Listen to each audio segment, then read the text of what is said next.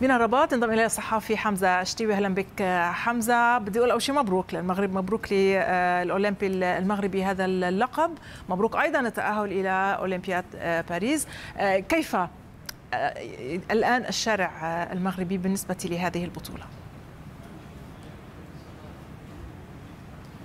أهلا بك زميلتي، الله يبارك فيك. بداية مبروك لكل مكونات كرة القدم المغربية، مبروك كذلك لكل مكونات المنتخب المصري التأهل إلى دورة الألعاب الأولمبية القادمة باريس 2024. بالنسبة للشارع الرياضي كان هناك فرح كبير وكبير جدا، انتشاء كبير بهذا الانتصار وهذا التتويج، لأن الجماهير المغربية منذ تحقيق المنتخب الوطني المغربي الأول للإنجاز التاريخي في مونديال قطر 2022 باتت تتفاعل حتى مع المباريات الودية للمنتخبات الوطنية، فكانت الفرصة مواتية بأن تنظم المملكة المغربية هذا الحدث القاري الكبير المتمثل في كأس إفريقيا تحت 23 عاما. المنتخب المغربي دخل هذه المسابقة بتركيبة وبتشكيلة وبأسماء الكل كان يقول على أن هذا الجيل يستحق أن يتوج باللقب، وهذا الجيل عنده الإمكانيات والقدرات والميكانيزمات التي تجعل منه بطلا للبطولة. وبالفعل بخطوات واثقة وثابتة دخل أبناء المدرب عصام الشرعي هذه البطولة.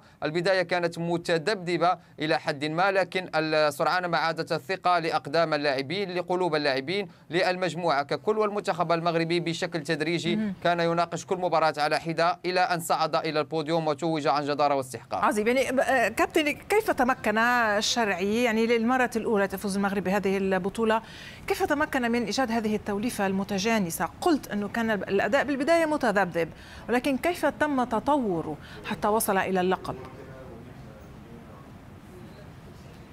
أكيد هو اليوم عصام الشرعي لديه جيل كبير من اللاعبين الموهوبين الذين ينشطون على أعلى مستوى. هذا الجيل كله أو جميع اللاعبين ينشطون في بطولات أوروبية بدون استثناء، باستثناء لاعبين أو 3 لاعبين اللي ما كانوش في التشكيلة الأساسية هما ما ينشطون في الدوري المحلي. فعصام الشرعي كان محظوظا بأن وفر له هذا الجيل، وكذلك عرف كيف يسير هذه المجموعة وكيف يذهب بها إلى المباراة النهائية ويتوج على حساب المنتخب المصري. وإن كانت يعني بعض المباريات سالت العرق البارد لعصام الشرعي وللمكونات كرة القدم المغربية. مباراة مالي في السيمي فاينال كانت صعبة، والمباراة النهائية أمام فراعنة مصر لم تكن سهلة، والطرد الذي يعني كان في صفوف المنتخب المصري في وقت مبكر لعب في صالح المنتخب المغربي. اليوم المنتخب المغربي لديه جيل كبير، لدينا عبد الصمد الزلزولي الذي يلعب في نادي برشلونة إسباني، بنيامين بوشواري فيراتي الكرة المغربية إن صح التعبير، الذي قدم مباراة كبيرة وقلب المباراة رأسا على عقب منذ